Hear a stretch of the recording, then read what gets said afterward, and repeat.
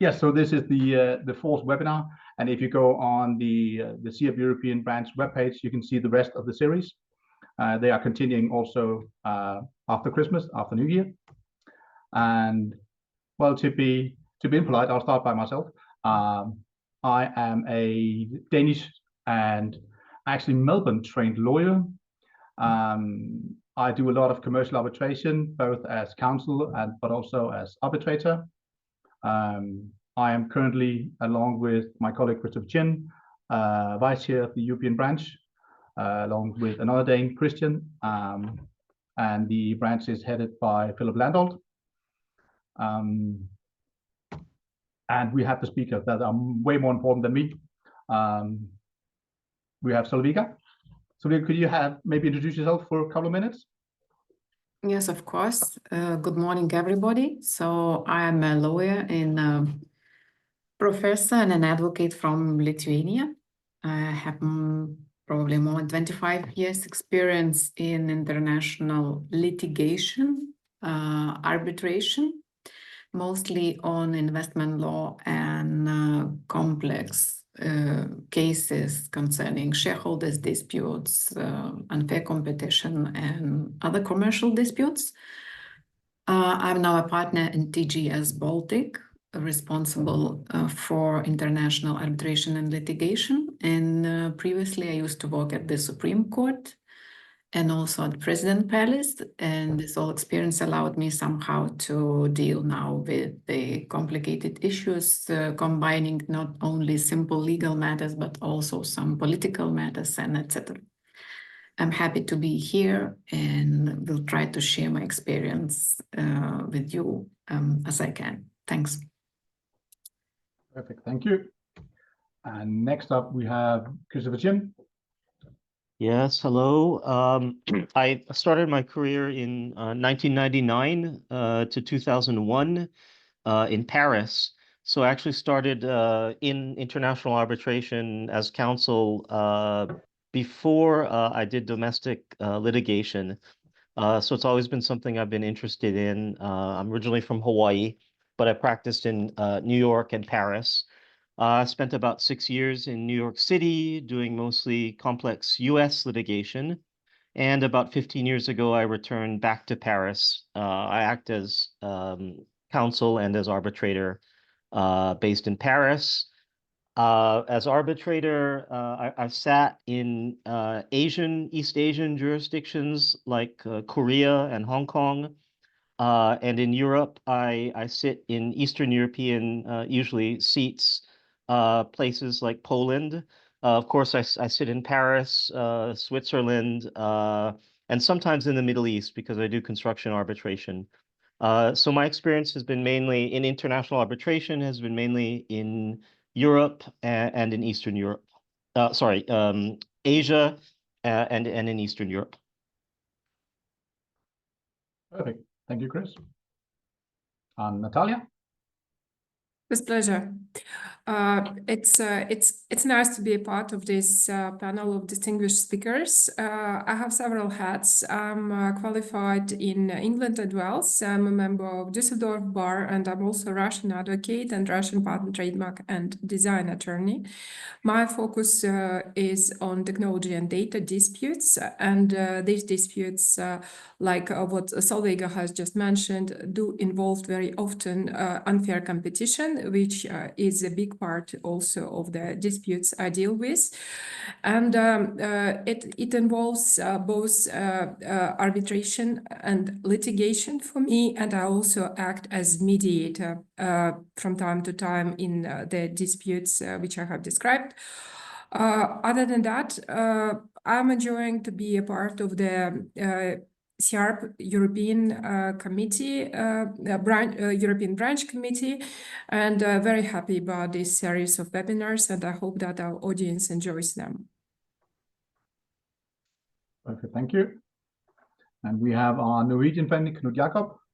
Yes, hello everyone. My name is Knut Jakob Knudsen. I am a Norwegian lawyer and arbitrator, and I'm a partner at the law firm Simonsen in Oslo, where I am head of the international arbitration practice. In addition to being a Norwegian lawyer, I also recently qualified as an English solicitor. I've worked for many years with construction law, but since joining Simonsen a couple of years ago, I have now I would say, more diverse arbitration practice, and I deal essentially with a variety of contractual disputes, both as counsel and as arbitrator. And in addition to my practice, I am also on the board of the SSC Arbitration Institute in Stockholm. And finally, but not least, we have Rashid. Bonjour à tous. Good morning, everyone. And thank you, Casper, for giving me the opportunity of joining this esteemed panel. I'm originally from Mauritius, a small island in the Indian Ocean that I invite you all to visit if you haven't.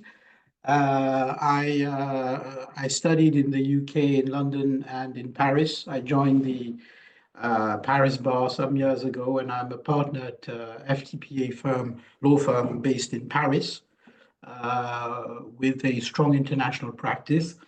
My work has included generally cross-border dispute resolution and particularly international commercial arbitration. I've acted as counsel in several cases. I didn't include in my presentation, Casper, and apologies, that I recently did a professional master's degree in distressed companies, and I wrote a paper on arbitration and insolvency a couple of years ago. I look forward to participating in this interesting debate with you all. Perfect. Well, thank you all. I think last time I did this seminar, I think we have experience in, I think we're probably the same number. I think we're 5 or 6 speakers. And I think when I tallied the numbers, I think we're 11 or 12 different legal backgrounds within the group of 5 people. And I think today we have more or less the same. I think most of you are either dually trained or have experience from at least 2 different places in the world. And again, I can see in the Q&A session, we do have people from all over the world. Maybe not Mauritius, but close probably. Well, I think we're mostly English solicitors, but not in England.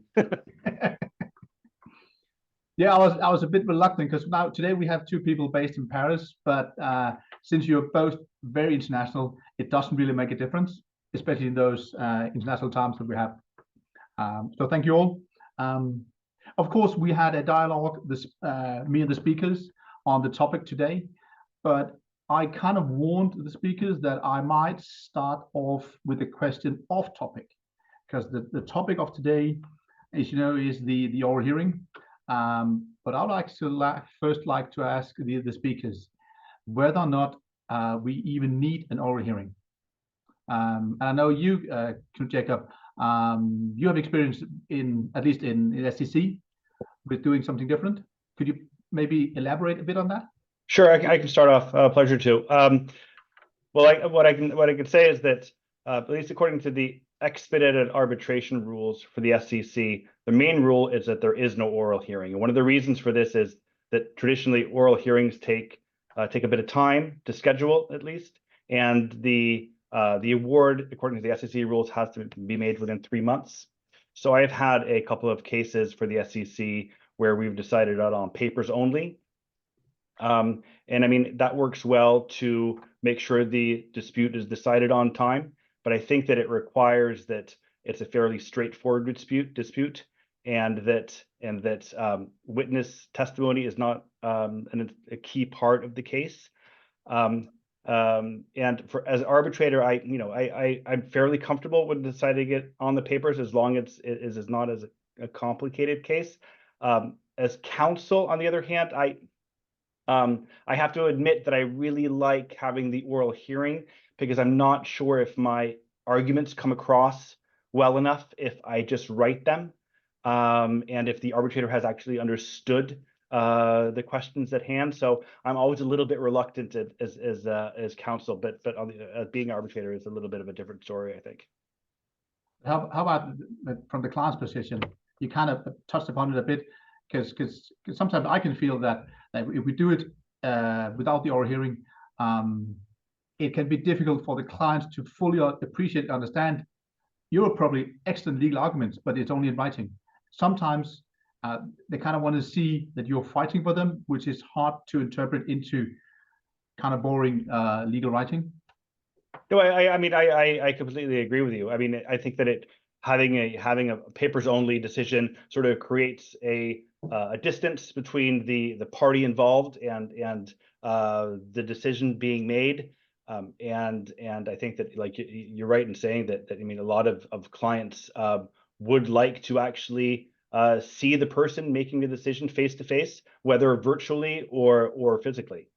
So you know, that in that respect also, I you know, there are disadvantages to the papers only decisions. Any other comments on this issue from the speakers? Solveig? Maybe I will add something contributing to the idea that in general, as a counsel representing a client, for example, I usually really like to have oral hearings more. And it's not just about to be more convincing to the tribunal, it's about the psychology of the client, because the process is not only the result of the case and the decision of the tribunal, which makes sense and resolves the problem.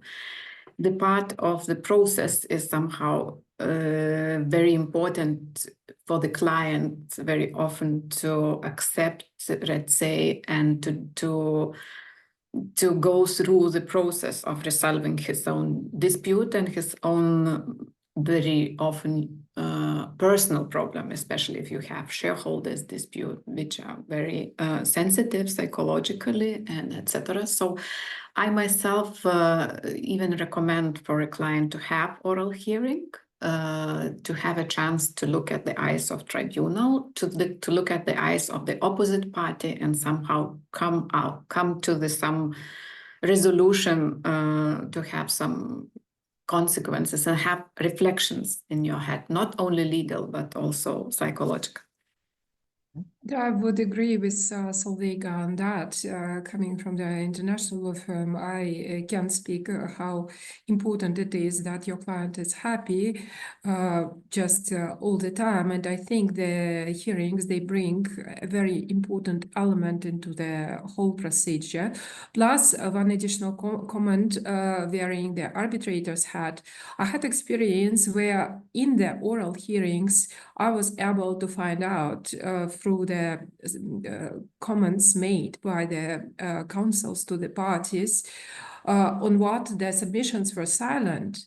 And that was really crucial for the right dispute resolution, especially the issues relating to exchange of documents, for example, for termination, who sent what, when, to whom. The submissions were completely silent, actually nothing. And then in the hearing, they opened up and the conclusion was different from what I would decide earlier. Therefore, I think oral hearings are important. Chris, I noticed you raised your hand.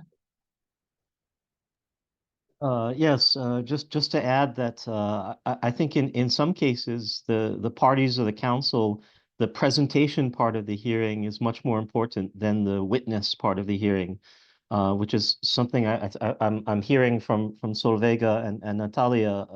In some cases, I've done some international arbitrations, but seated in Poland with local Polish counsel, and their whole conception of what a hearing was not, they weren't even thinking about witnesses. In fact, they didn't anticipate that there would be witnesses, but for them, a hearing meant the chance to plead orally before the arbitrator, which parties insist on. And usually, and even in expedited cases, my experience is that if the case is contested, then at least there'll be a video hearing where there's oral arguments, maybe not even witnesses, but at least there will be the chance to look at the arbitrator in the eye. Yeah, Rashid? Yes, Casper, I think just, I think Chris was right in pointing out that in many instances, parties will insist on or request a final hearing at least, whether virtual or physical or hybrid. And I guess it's difficult from a due process perspective to overrule a party's wish to be heard. I mean, after all, it is a fundamental right and a fundamental principle. The question then maybe I could put to you, Casper, is what happens when one party wants a hearing and the other is refusing to attend the hearing? I know we had this discussion when we were rewriting the rules of the Mauritius Center for Arbitration, which we rewrote about 5 years ago. And this issue arose as to, should the tribunal decide to carry on with the hearing? Does it then defeat the purpose of a hearing because you have one side present and not the other? I personally think the tribunal should be given the power, which is the solution we retained, to hear nonetheless, having given opportunity and notice to the other side, obviously to attend. It's an interesting question because, of course, it depends on the choice of law and the seal of the arbitration.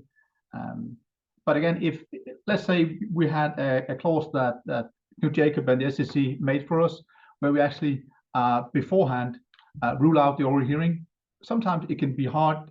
It might be easy once the dispute is there to find out whether or not an oral hearing is needed. But we must remember that we draft the dispute resolution clauses at a time years and years before the dispute. And at that time, it can be hard to anticipate what actually will the dispute be. And we know that once the dispute is there, sometimes it's hard for the lawyers to agree on anything.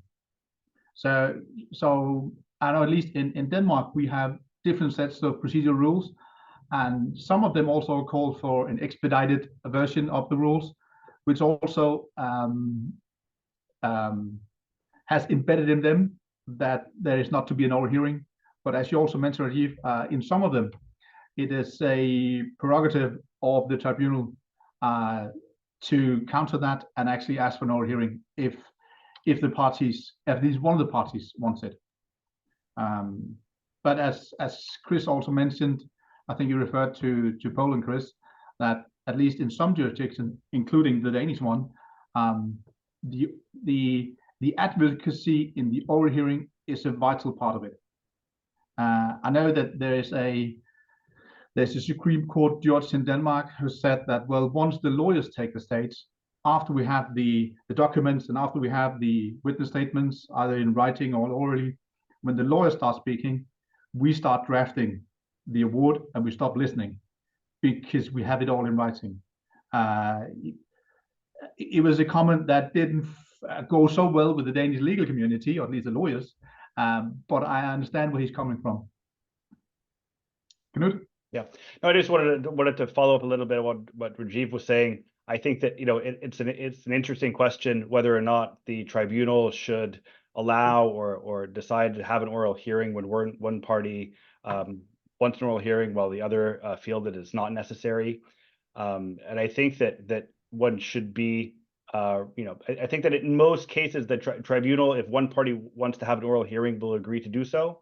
I could say from my own personal experience, and this goes a little bit towards how clients feel that the oral hearing and the right to be heard is essential. I actually had an expedited arbitration where both counsel agreed that there was no need for an oral hearing.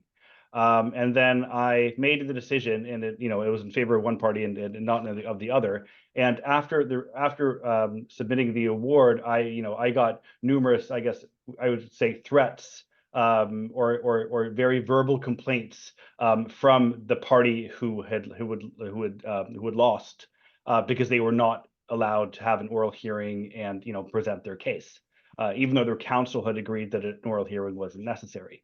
So I think that it's something that one should definitely consider carefully if there is some disagreement between the parties. And one last comment on this subject, Rajiv? Very quickly, Casper, you were speaking of the Danish practice. I think the French practice is very similar. commercial proceedings, I'm speaking of a court case, are oral by principle. So although we have written exchanges of submissions, the principle of orality prevails. So that what counts is the hearing, just the hearing and nothing but the hearing, to take up a famous formula used by a professor. Ce qui compte, c'est l'audience, toute l'audience et rien que l'audience. So in that event, you have to present oral submissions and even to formulate your demands or your prayers, what is written does not count as much as what is said. So I think from a cultural perspective, I would say that French practitioners, at least, or French parties, would expect that a hearing does take place. I agree. Interesting. Let's go on to the next subject, which is actually very connected.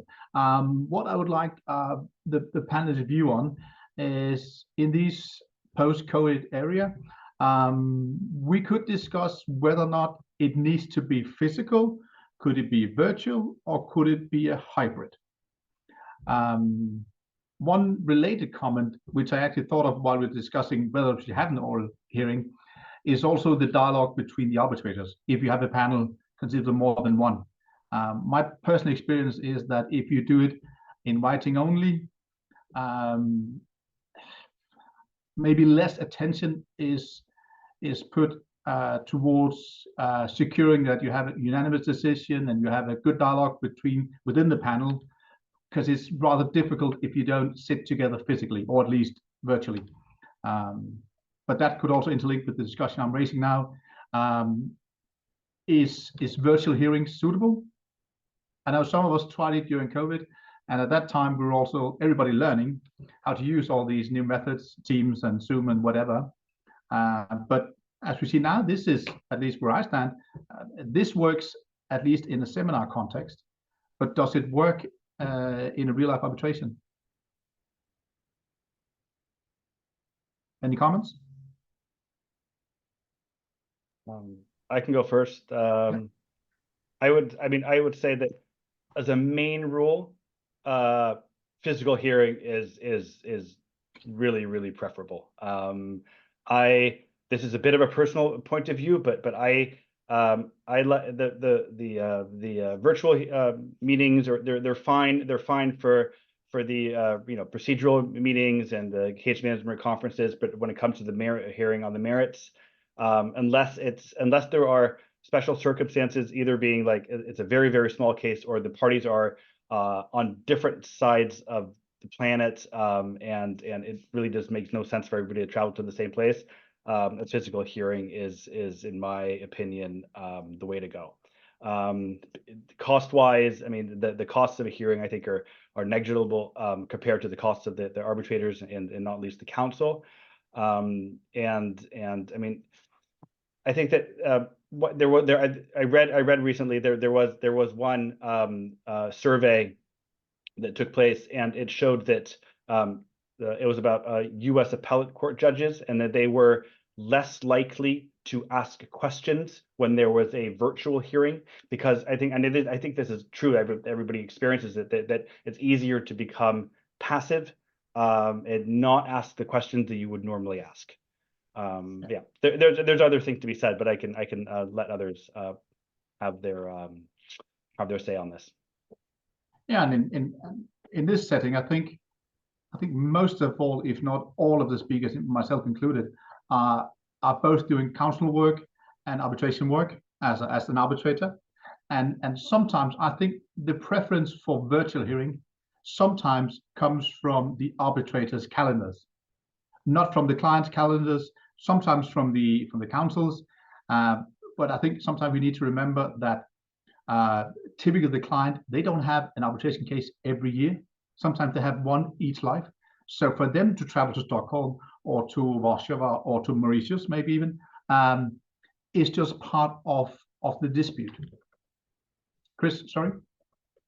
Oh yeah, I agree with Knut in that my experience during COVID, I was acting as counsel in construction arbitrations in the Middle East, and there was an immediate switch when travel became possible again.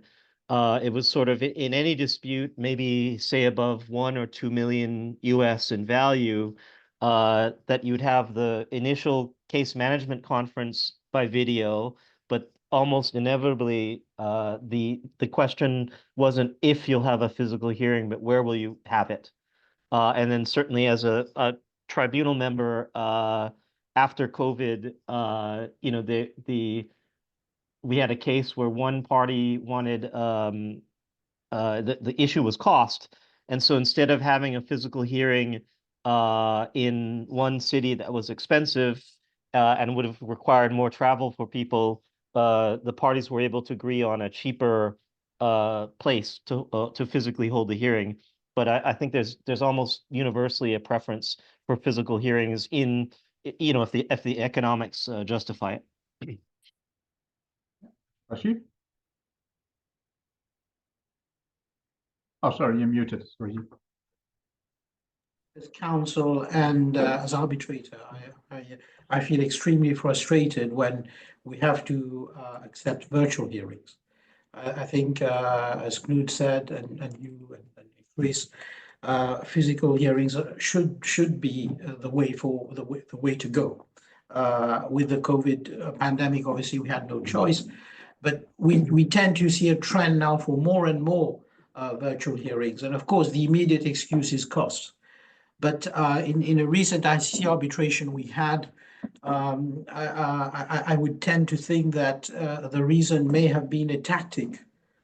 You know, the excuse was, while the excuse was cost, it may have been a tactic to escape a physical setting where witnesses and counsel would be present. In this instance, I won't name the lawyer, but opposing counsel revealed to the tribunal at the pre-hearing conference that his associate, who had participated obviously throughout the process, had some good news to share, and she was pregnant, and therefore couldn't travel to the to the hearing when it had been agreed pretty much all along that there would be a physical hearing.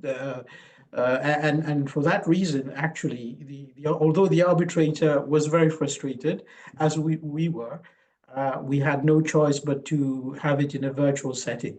And this was also frustrating for our clients, who had obviously earmarked the hearing dates, which involved also witnesses, some of their engineers.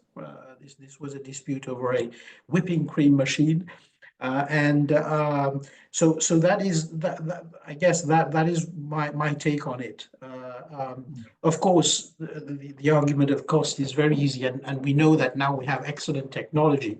I think also that when you have a 3-member tribunal, for instance, it is very important that at least the members of the tribunal can be in the same room, or you know, and not be in different places. Rebecca? I just also want to add one point, probably, that statistics show, but as a colleague said just a minute ago, that we have more and more virtual hearings now. Despite the fact that I see almost all of us agree, but really oral hearings tête-à-tête are more preferable if you look at the case from the client point of view in general. But the reality is that there are more and more virtual hearings, and the main reason is the time and cost efficiency thing. And it's really very sometimes difficult, especially in international cases where there are multiple parties, multiple counsels, to find the right moment for the oral hearing for everybody, and to combine all those logistic issues. But in general, yes, I also agree that oral hearings is my preference if it is possible to do, or at least sometimes a hybrid thing what you can use when you have oral hearings, but time to time, for example, in Lithuania, if you want to attract international stars and experts to our cases. We agree with experts to have, let's say, virtual cross-examination stuff and etc. So we have some kind of hybrid style. Or if we have no any other also choice, what we have also colleague mentioned, and it's very important, the possibility for arbitral tribunal and members of arbitral tribunal to be at the same place. So that several points. Natalia? Yes, I agree with the colleagues that for complex cases, it's much better to have hearings in presence, especially if there is a cross-examination, you know, the situation where the difficult question comes and suddenly your witness has a technical issue. That's very, very frustrating, right?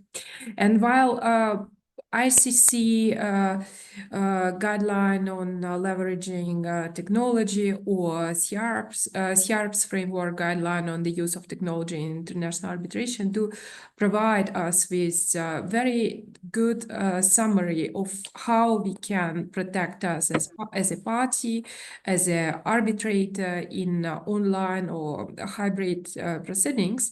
Still, the transparency in the proceedings with presence of the parties are much better in my view. However, I have to add that I had experience with all three types, so with hybrid, with online and with oral. Everything went practically well. With hybrid, I think there is an element where someone really, I don't know, has sudden issues where it's not possible to travel. That may be a big support for such a party to the proceedings. However, interestingly, my experience is that where the parties in the disputes both were equally distant from the place where the hearing took, the physical hearing took place, one of them opted to be present literally in every hearing, and the other was always online. This is also something to learn about psychology, I think, of the parties from particular countries. I've also heard an argument being raised that in these modern times where you can actually make fraudulent representation, you can have an IA robot posing as Rajiv, and we wouldn't be able to tell it, or maybe not tell it. And that could also be an issue if we do virtual hearings. Knut? Yeah, I just wanted to follow a little bit up on what Natalia was saying, because she was touching upon the hybrid, hybrid hearings. And I mean, in my experience, there are oftentimes in cases practical considerations with regard to somebody's availability, which ends up with somebody, a witness or expert, only being present virtually. And I just wanted to mention the issue of equality of arms in that respect, because I mentioned a case that I had was an SEC case where I was counsel, and there was a Chinese respondent, and the Chinese weren't able to travel to Stockholm, and I represented a Norwegian party who was physically present, but the Chinese, they participated virtually, and the tribunal was very, very attentive to the issue of equality of arms and treating the parties equally. So when the Norwegian witnesses and parties, when they gave their testimony, they did it on video, even though they were essentially present in Stockholm, but they went to a different room and did it virtually. So the tribunal's experience of the witness testimony would not differ between the Chinese and the Norwegians. I know when it comes to, sorry, Chris. No, just mentioning we have a question from the audience on this topic. Paulo says, in my cases as arbitrator post-COVID, sometimes the parties agree in the provisional timetable to defer the question of whether the hearing should be physical or virtual until later in the proceedings. What does the panel think about this?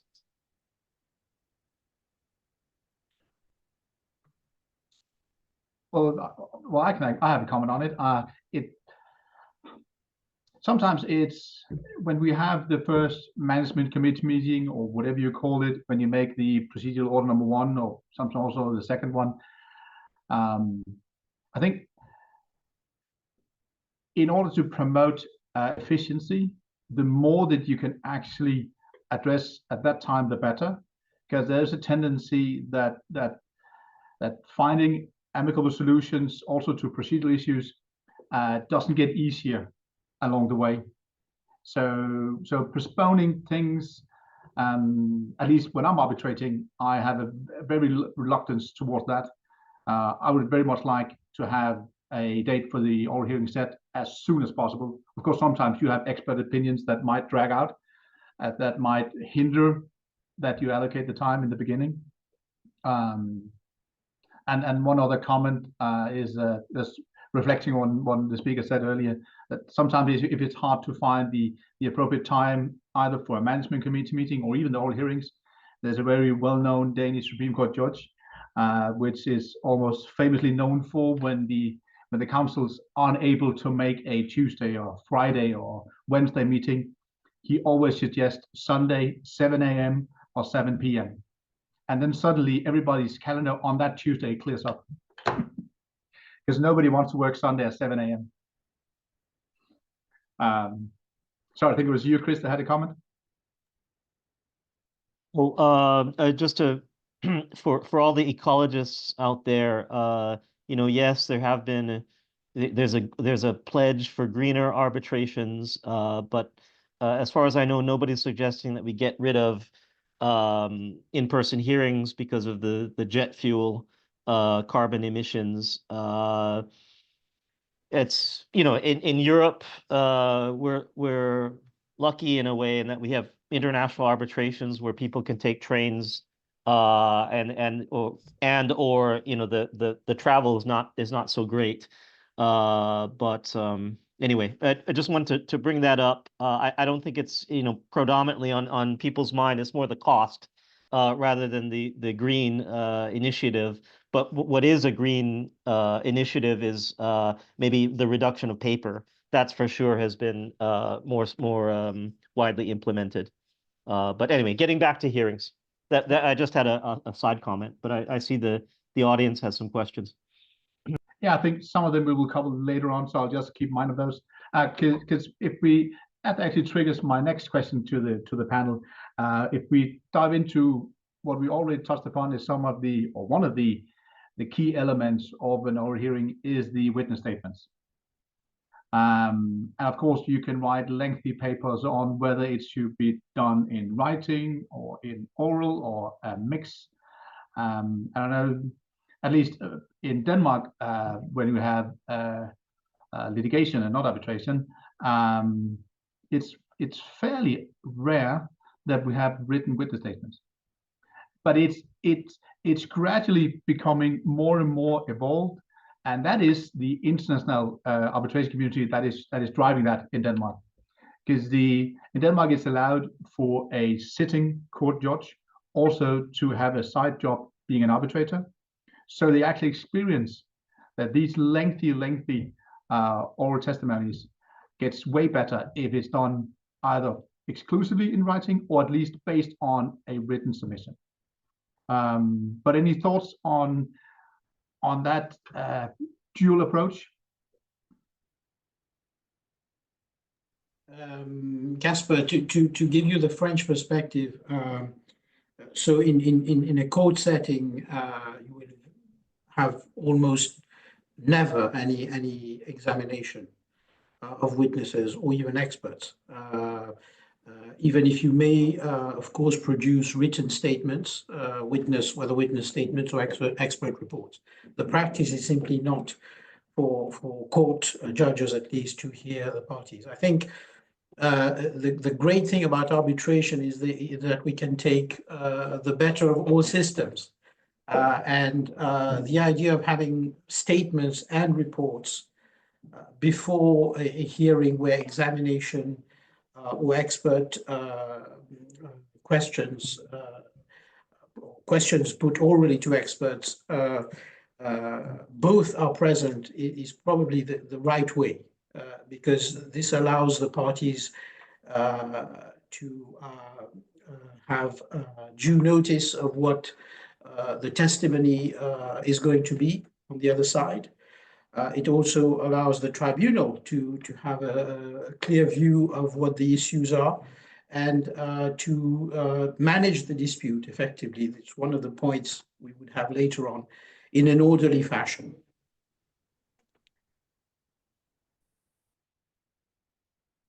Yeah, I saw that you were nodding, Knut. Yeah, I did. I think that the question of written witness statements has very much to do with what the lawyers are used to. What is the tradition in the country? Because I currently have a DIA arbitration, so to Danish counsel, and I raised the issue during the CMC whether or not we should have written witness statements, and they were both very firm that was out of the question. They wanted their witnesses to, they wanted the direct examination and the cross examination, and they didn't want anything to do with witness statements. And I have to say that Norway has a similarly strong oral tradition. So as counsel, I also must admit that I'm a little bit back and forth on the written witness statements, particularly knowing that they are oftentimes, if not written by, then very much influenced by counsel. So you get a more, in my view, you get a more honest opinion or testimony from the witness if it's oral and not in writing. That being said, I don't think really that witness testimony, at least factual witnesses, are in my opinion, oftentimes not very important in the decision making in arbitration cases, in commercial arbitration cases. That the written documents are in most cases much more important. Yes, Ulrika? From post-Sovietic, as Lithuania's post-Sovietic country and our legal tradition, I think it's the same like in Denmark. If you speak about litigation, not arbitration, so we have no tradition to have written witness statements. In ordinary court proceedings, only oral witness presence can be an examination, can be possible.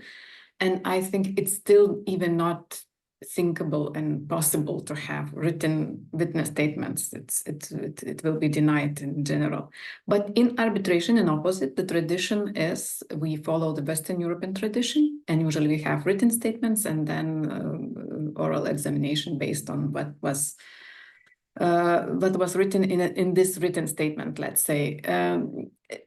Whether it's good or bad in general in comparison with litigation, because when the decision comes to the court concerning recognition, so the courts, they accept these written statements. It's okay because they apply arbitration rules and those traditions, so it's not a problem. But in general, the position of the court is traditionally the one, but usually written evidence are usually regarded as more reliable than witness testimonies. So that's the main points in our country.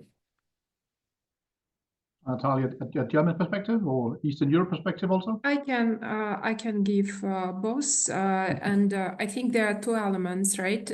First, it's civil law countries versus common law countries, because from the US clients, you always hear that it's better to do an affidavit for this particular testimony or for that particular testimony. So this is, I think, this is element of the system.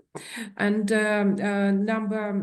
number two, I think it's also practicality, right? Because I had a case where we had an important witness who had fear of lying, and at that time, that was before COVID, so online hearings were not so well known, but his testimony was critical for, that was a plagiarism case, and that was critical for finding the truth, and that was the evidence coming from the common law country to the proceedings in the civil law country, and it worked very well.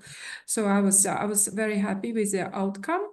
And the third element, what was very well described by Solveiga, it's just difference between traditional court proceedings and arbitration. In arbitration, we have all the flexibility of the world, while in the court proceedings, of course, we depend on the approaches taken by the courts from those jurisdictions where where I'm admitted to practice. Interestingly, since maybe 10 years ago, it has been introduced in Russia that the affidavits have been accepted by the courts, and they are still accepted, which is actually amazing given all the difficulties with the travel and also maybe non-willingness of a particular witness to go and testify before the court in Russia.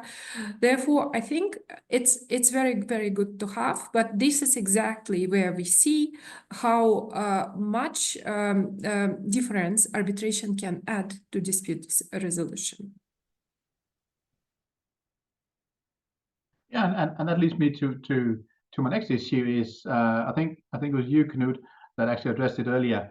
How to assess the credibility of both written statements, affidavits, or whatever we call them, and all given testimony. I know that's probably where we have some of the cornerstone of the ability of the individual arbitrator, how to distinguish between what is right and what is wrong, and what is truthful and what is not. I know that we have in our audience, we do have also, of course, counsels, and we do also have practitioners doing arbitration as arbitrators. Can any of you share any of your insights on how to address the credibility of the evidence presented before the tribunal? I know it's a tricky question, but let's say we dive into the oral statement. If there are any discrepancies between what the witness is saying in the hearing and what is written in the affidavit or in the written submission, do you address that as an arbitrator, or do you leave it to the opposing counsel?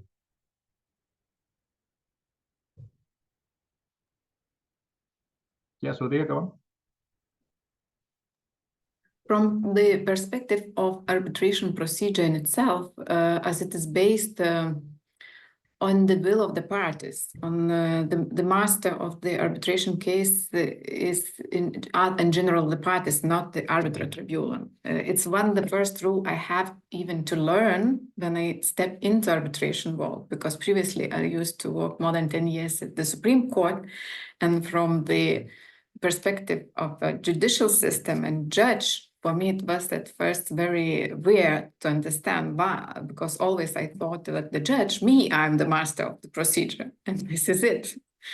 And but later I understood that it's the wrong position, but you have to respect, and from which your discretion comes out. It comes out from the will of the parties, and it's your discretion, and it's also your limit. So usually you have to give the parties to decide and control situation. Of course, if there is a situation when you have contradictory witnessing contradictory evidence, it's better than to show what they are contradicting, and you do not rely on them. You even do not choose between more reliable and less reliable if it's difficult and it's not really clear, because you risk to but your judgment, but your award may be challenged before the national court. But it's very important for the arbitrator, because the arbitrator always thinks first, but when he decides what may be the consequences from the perspective of challenge before the court. So in general, no, but the first rule, the first principle when I act as arbitrator is always following this rule, but the parties are the masters of the procedure. Yeah, Rajiv? Yeah, I think, Casper, again, I guess there are two schools of thought or two traditions, yes, which we can mix in arbitration, which is great again. And that's why we should all go to arbitration when we can. You have the common law view, you know, the search for the truth, which effectively is what the judge wants to achieve. And then you have the civil law view where, in fact, there are two truths. There is the claimant's truth and the respondent's truth. And I guess I've been influenced by both, but perhaps more by the French or the civil law tradition. I mean, the conception of truth is so demanding that one might consider that it's unreachable by men because we are not perfect and we cannot be absolutely neutral. There is always some degree of bias, which is only human. And I guess the statements or the words of an interested party should not actually reveal anything, or at least should be supported by either documents or exchanges in writing, or by the other side's version. And I guess you weigh the two, the credibility of the two. So it's always a relative assessment or a comparative assessment. And the litigant who becomes a witness for his own case, his testimony will stand if it can resist the opposition of the other side and of the other evidence that has been put against it. I think from a Danish perspective, I think this has been one of the key issues in some of the recent Supreme Court rulings, and where, to sum it up, I think what in Danish law, what the Supreme Court argues very convincingly, by the way, is that when you have a relatively trustworthy oral statement from a witness that is being countered by another witness, which is also somewhat trustworthy, if it's not backed up by documents, then those two statements equal each other out. So I think very, very often we end up relying on the written documents. We might not want to, but to, as you mentioned, Rajiv, that there is a bias within us all. I think if it's in my favor to believe that the door is red, when I've read it 10 times it's red, I actually believe it's red. I'm not lying, I'm just biased. So I follow your argument very good, Rajiv. And apparently so does the Danish Supreme Court. Knut? Yeah, I just wanted to follow up on what you were saying, Casper and Rajiv. In my experience, it may be naive of me, but I think that most witnesses who are testifying are not intentionally lying. I think that they're biased to some extent, and I also think that it's difficult, in my experience, to uncover or reveal that somebody is lying or catch them in a statement which runs contradictory to what somebody else is saying, or at least what they have written themselves. It happens every now, because I mean, in most cases, I think that people are actually very good at articulating themselves.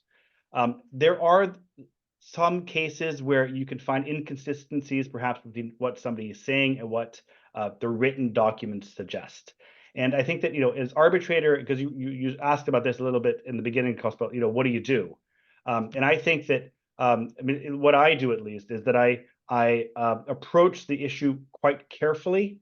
I never drill too deep or have an aggressive questioning, because I want to keep my impartiality and don't want to appear as if I decided in favor of one party over the other. So I will perhaps ask some questions like, do you see that this could perhaps be interpreted differently, or how do you view this in light of what you have written here? So like asking the questions but doing it in a soft way.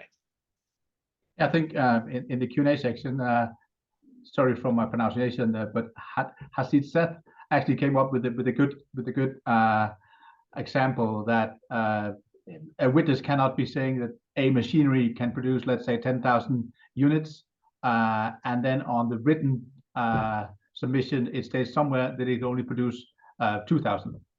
Of course, that's probably some of the issues that you would address, Knut Jakob. Not saying that the witness is lying or being untrustworthy, but just having him address the issue. Well, you have this on page 4, and now you're saying this, and then having him elaborate on it. There might be a good reason for it, and he might come off untrustworthy, but he wouldn't address that. He would leave it at that, having him giving his reply, and then leave it there. Yep. Yeah, I think Natalia, you has raised your hand. Absolutely. I just had one comment to add in view what has been just said by Knut, in terms that some evidence, if you compare to evidence, what is better, what is worse, complicated, right? Unless it's not fake, it's evidence, right? If it's not falsified, it's evidence. However, we have already briefly discussed it on one of previous webinars, but I would like to draw the attention of our audience to the ICC report on the accuracy of fact witness statement in international arbitration, because this is something what has really had a big impression on me when I was reading, and I highly recommend reading this stuff, because it really explains how the memories fade with the time passing after the particular event, and especially if the particular person and your witness spent a lot of time with counsels preparing him, or with some other colleagues, say from the firm, explaining the view on a particular situation from a particular angle, then the person starts to believe that actually it's happened to him in the real life. And it's exactly what Knut said. It's not lying. It's literally believing what has happened in the past. And of course, with this, they have to be very careful also looking at the document when they were produced. And was it a long time ago? Was it just now, etc.? And look at this evidence together with all the other evidence provided. Yeah, Chris? Yes, I just wanted to touch on something that was raised by one of the questions that I answered in the Q&A, which was, the role of a hearing. One way to look at it, and sometimes as counsel, I explain this to the witnesses that I prepare, is that one function of a hearing, one way to look at it, is that the hearing, because there's usually a transcript, a written transcript of the testimony that's occurred during a hearing. One way to look at it is that the hearing transforms oral testimony into written evidence, so that you've got the transcript, which then becomes almost an addition to the written witness testimony, and it becomes evidence in a tangible form that's in writing. That the transcript becomes something, a written evidence. And maybe that's a bit from my U.S. training, where we do depositions, where we ask questions of witnesses outside of where the tribunal is not attending, and so in a deposition in the U.S. context, it's very much you're paying attention not really to how the witness is behaving or acting. You're focusing on their particular words, because they're creating written evidence as they speak. In international arbitration, it's a bit different, because part of the role of a witness is also to connect with the arbitral tribunal. You're telling a story. It's a live performance. But there's also the aspect of that a written piece of evidence is being created during the hearing. I think at least from a Danish point of view, as Knut Jakob said, that he had a Danish case, or at least an international case, administered by the Danish Institute of Arbitration, where the counsels were reluctant to use written statements. I could see that happen, but at least when I'm arbitrating, I'm a big fan. At least if if it's a rather large, complex case, I'm a big fan of having the transcript done as we go. Also because when the arbitrators are to make the award, I think sometimes if you don't have those transcript, then a lot of the focus actually goes into making sure that you don't misrepresent what people have said, instead of actually going into the case and deciding on the merits. So a lot of discussion between the arbitrators is what did he say and how did he angle this? And if you have it transcript almost live and send out to both the arbitrators and sometimes also the councils after each day or the day after, I think that helps also the quality of the award, also regarding the legal the legal assessment. Rashid? Yes, Casper, I agree with you, by the way, that real-time transcripts are very helpful, both as counsel, because you might have questions that you would want to put or clarifications that you would request, not just from witnesses or even from the tribunal in case you miss something or a question that tribunal may have asked. I just going back to the, I guess, oral testimony versus written documentary evidence. The other challenge that we have faced in a cross-border context is when you have an arbitration in a language that is not the mother language of a witness or witnesses, and you may have several different nationalities. We had a case where we had Italians, Indians, Iranians, and they were all witnesses. And of course, you have to rely on an interpreter. In one instance, I recall that the handwritten notes that were produced and translated contradicted what was said in the statement. And when I, as counsel, put the question to the witness, he said it was a wrong translation. And nobody could verify that. And at the end of the day, the arbitrator disregarded that altogether because there was no credibility to be given either to what the witness claimed or to the quality of the translation. So again, it goes back to what you were saying earlier. And I'm very glad to have the same view as your learned judges. I think, yeah, you at the end of the day, you will go back to the documents, the historic documents. You may have an inclination by having heard someone, and this equally applies for the transcript, because the hearing can reveal many things, of course, that were not in the written submissions or statements. But at the end of the day, you would feel that you want to have the backing of some historic document or email or report to ensure that you're going the right way, you're making the right decision. Yeah, I think also from a practical point of view, almost I think everybody from the janitor up to the CEO these days have an iPhone or some other cellular phone and writes emails. So I think 20 years ago it was probably more needed to have oral statements, but now I think the majority of oral statements that I see is trying to explain to the tribunal some of the facts and how they actually are relevant for the case, more and not a testimony on he said this and I said this and the door was closed and the door was not closed. That is actually quite rare we have that. And that triggers actually into my next question, which is something that sometimes divides the room, and sometimes you can almost see where people come from, whether it's civil law or whether it's common law, and also whether they're based on the other side of the Atlantic.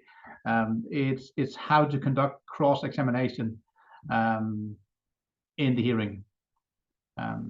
It's usually I say, well, that also goes back to having transcript. I think some of the most difficult things to teach the younger associates in our firm is how to cross-examine. And if you are to cross-examine at the same time, so you're taking notes on what the witness says, and you're supposed to use it the day after, sometimes you have your hand full. Usually in at least in our firm, when we have the larger cases, if there are not done transcripts, then we have a junior lawyer or secretary doing it simultaneously in the room, at least just for our use, so we can structure arguments for the following day. But any thoughts on how to conduct cross-examination, both as counsel, but also as arbitrators?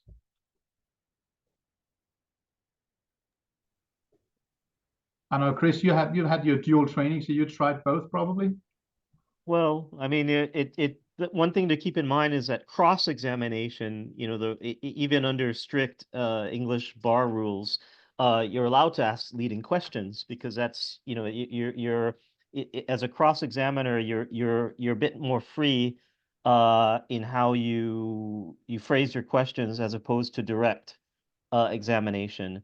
Now, whether there should be rules on how you ask questions in an international arbitration, my experience is that most tribunals use the IBA guidelines on the taking of evidence, and that it's kind of like a free-for-all in that there may be some egregious leading direct questions or where someone's coaching the witness, but the point is that the tribunal should be able to see what's happening.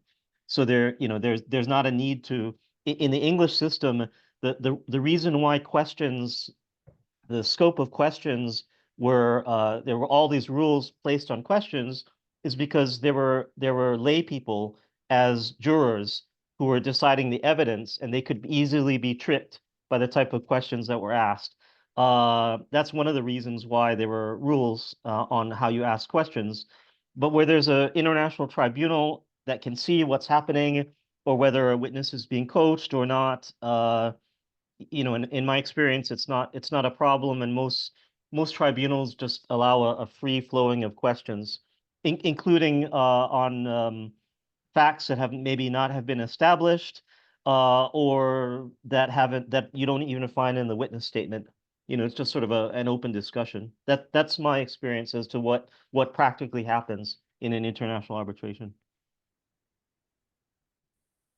Yeah, and from a personal experience, I think that sometimes if it's brought up during the CMC meeting or earlier in the stages, sometimes it's giving a lot of attention.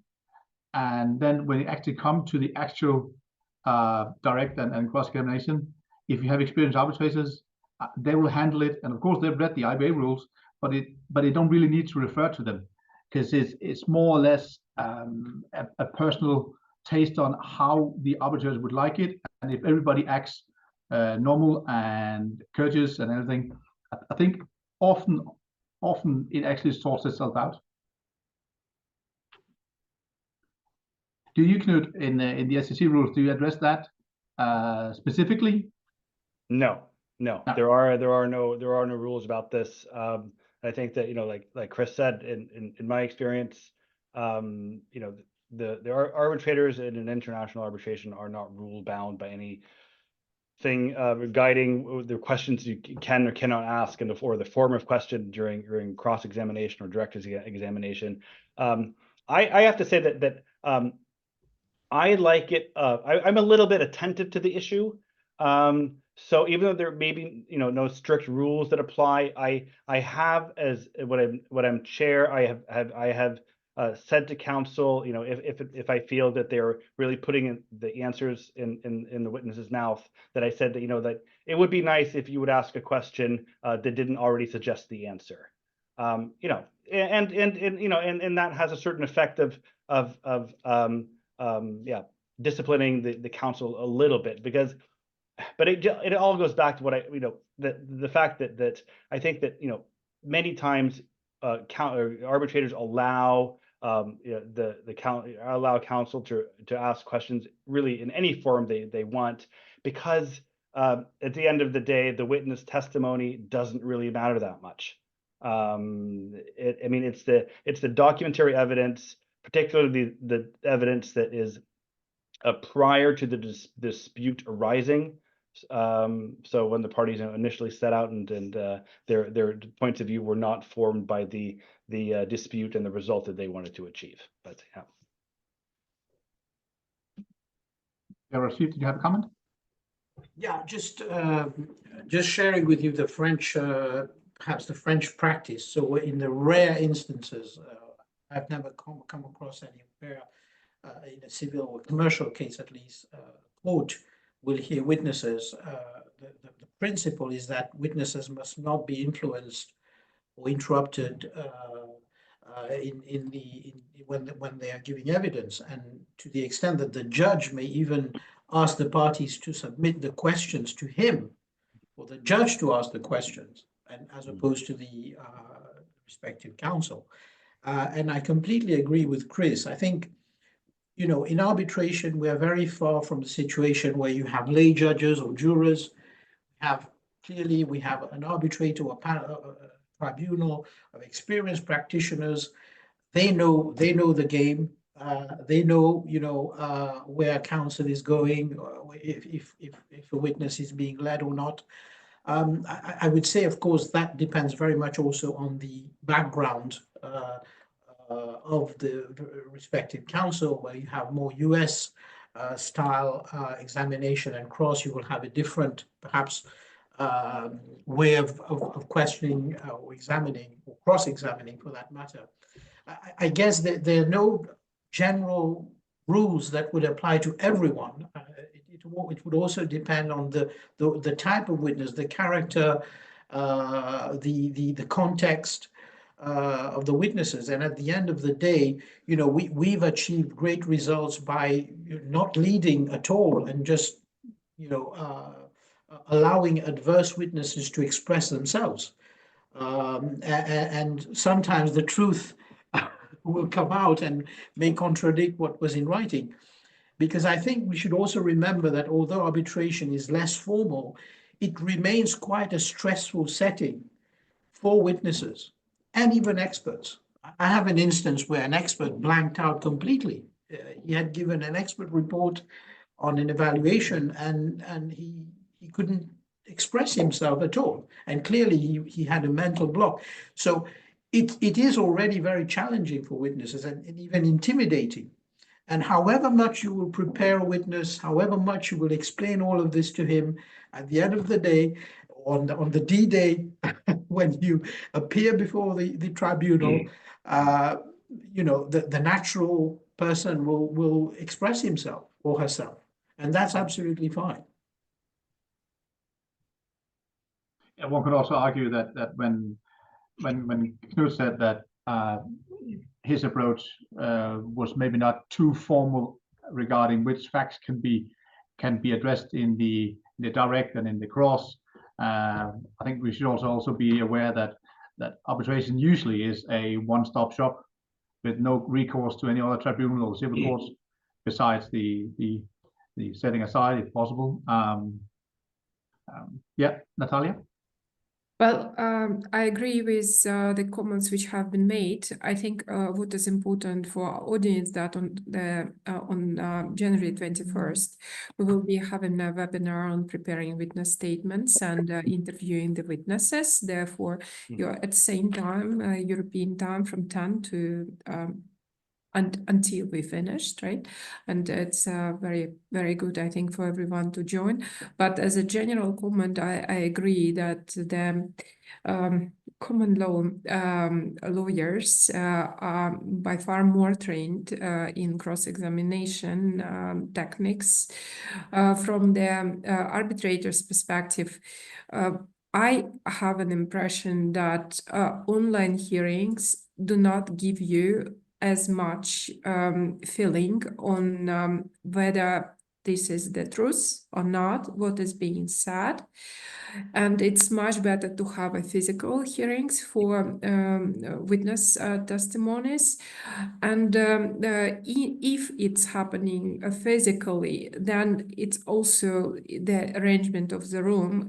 The witness should not sit too far from you, because you look at the person, right? You want to see very clearly, is this person telling you the story which happened, or it's something really trained? And I think it's very, very important for organization of the hearing, also for the counsels, because if it's not done, maybe the message will not be received by the arbitrator.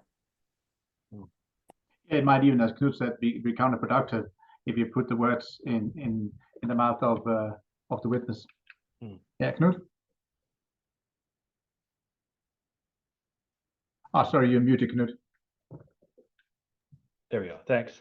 I just wanted to mention one thing so nobody misunderstands me, is that when I say that witness testimony is generally, in my opinion, not really as important as the documentary evidence, that applies to witnesses of fact. When it comes to expert witnesses, I think that having them present and asking them questions, and perhaps having them present at the same time, so-called hot tubbing, and identifying the differences of opinion between expert witnesses on each side, and clarifying what the reason for the disagreement is very, very important. Often, a decisive factor, in my opinion, when deciding the case as arbitrator.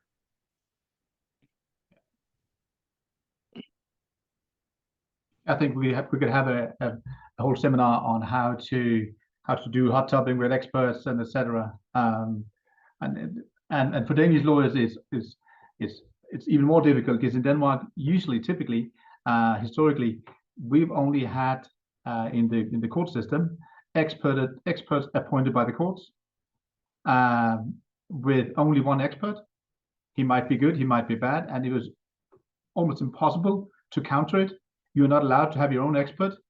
So the lawyers actually had to try to, in a cross, try to see if they can shake the opinion of an expert without the supporting evidence from your own expert. And I very much prefer the international arbitration way, also where you do, as Jacob said, hot topping or similar. And as always during these seminars, time is running out, but I have one last topic I might want to raise before we close, and that is the oral arguments. How should the counsel make the final closing remarks? And this is where things differ widely from jurisdiction to jurisdiction. I guess, Rajiv, in France, you're hardly allowed to speak at the closing arguments. Yes, Casper. I mean, you're absolutely right. When you have a very complicated hearing, it generally lasts 1 hour maximum, if you're lucky. Well, I'm exaggerating, maybe a couple of hours. And now it has evolved because the French system has made allowances for international matters to follow more common law style proceedings, meaning longer submissions. But yes, the general practice has been for hearings to be short and submissions, oral argument, to be short, with, of course, a bundle which will comprise typically, and I see that was one of the questions also, what would comprise a hearing bundle? But in France, it would simply be your latest written pleadings, together with all the evidence, the factual exhibits, as well as legal exhibits or legal cases that you rely on, or citations. And in an international arbitration, as you know, we have perhaps a bit of a mix of that with more English style submissions, and a bundle that will comprise the exhibits, all parties involved.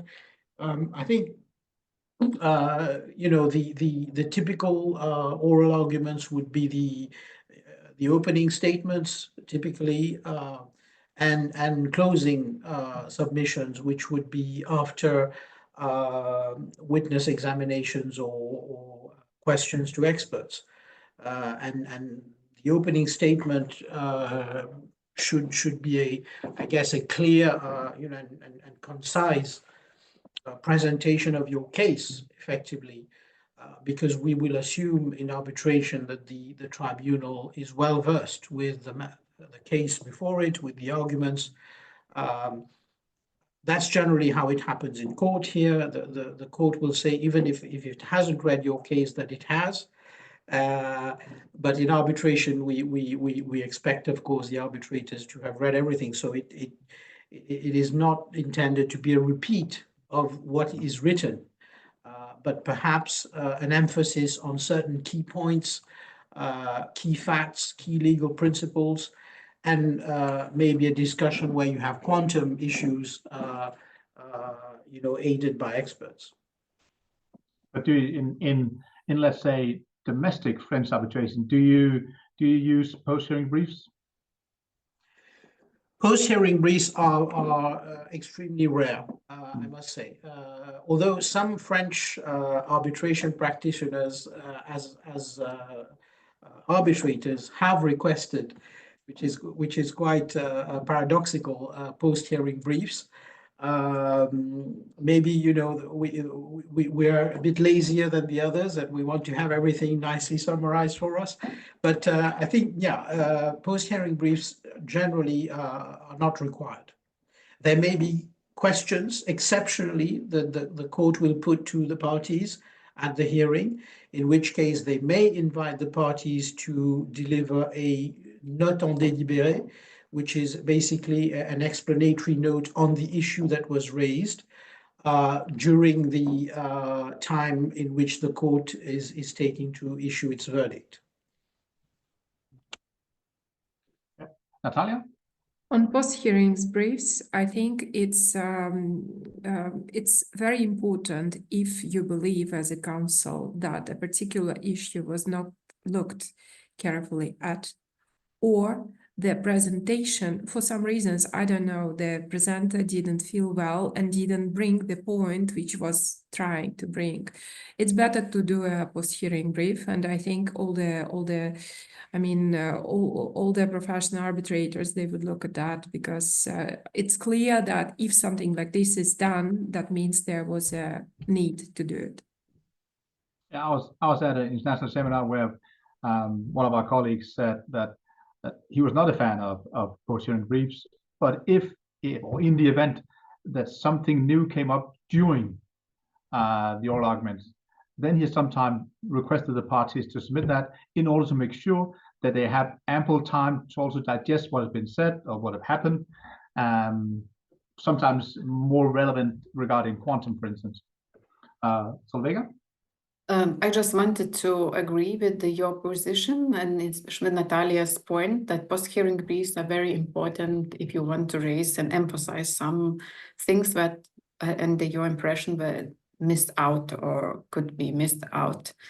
And of course, for arbitrators, I guess, especially at least in our country and me, it's always very good to have post-hearing brief, a summary of everything and the last points of the parties. So in general, it is like that. And for just also some point for the opening statements. So I also agree with colleague who says that you have not to be too repetitive.